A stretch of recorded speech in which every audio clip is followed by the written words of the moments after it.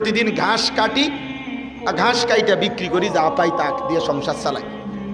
তাই বললাম তুমি যে সব মাহফিলে আসো, আমি দেখলাম তোমারে।